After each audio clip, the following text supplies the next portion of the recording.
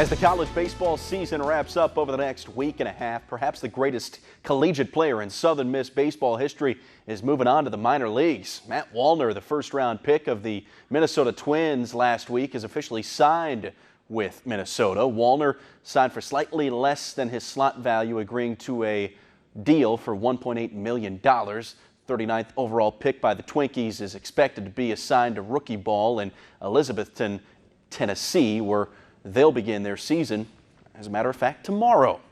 Last year's run to the College World Series for the Mississippi State Bulldogs was unexpected, but ended prematurely. But now, after returning to Omaha for the second straight year, the Dogs weren't just happy to be there this time around.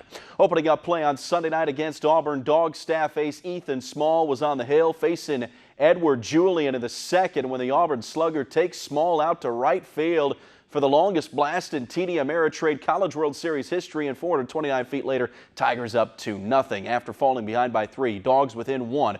Down to their last out in the ninth when Dustin Skelton grounds to Julian, who fires one over the first baseman's head.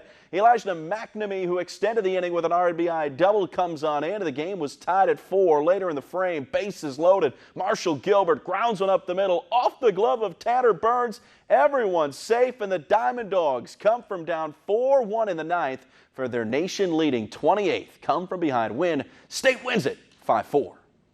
That's just how we drew it up in the scouting report before the game, is give them a lead and then try to catch them. It's a little bit of a frustrating night because we had a couple opportunities to drive in some runs and we didn't.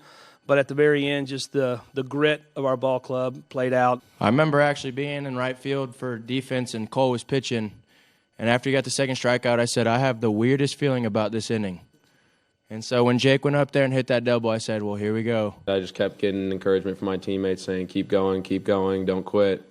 And then my last at bat going up there, I kind of didn't even – I knew he was going to have a good fastball. So I was just looking to get the job done, get on top, and stay short. Even though we were still down, it felt like there was a little confidence seeing our leadoff man get on.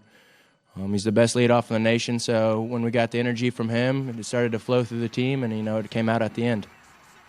So that sets up a winner's bracket meeting between Vanderbilt and the Diamond Dogs tomorrow night, 6 o'clock on ESPN. The winner would get an extra day off and wouldn't play until Friday, while the loser would head for an elimination game with the winner of Louisville and Auburn on Thursday night. Anthony Davis to the LA Lakers seemed inevitable, and on Saturday evening, the New Orleans Pelicans and Lake Show pulled the trigger on a deal that will send Davis to the City of Angels. In exchange, the Pelicans will acquire Alonzo Ball, Brandon Ingram, Josh Hart, and 3 first-round picks, including this Thursday's number 4 overall selection. Davis initially requested a trade from the Pelicans prior to last year's NBA trade deadline.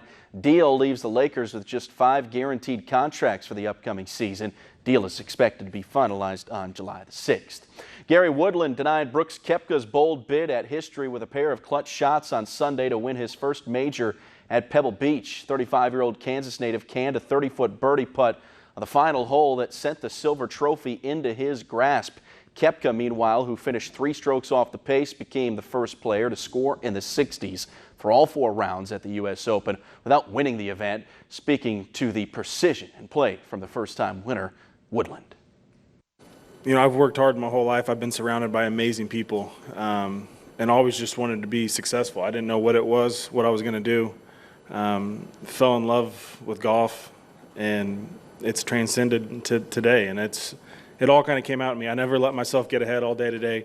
Just kept telling myself, it's never over, it's never over, it's never over. When that last putt went in, it kind of all came out.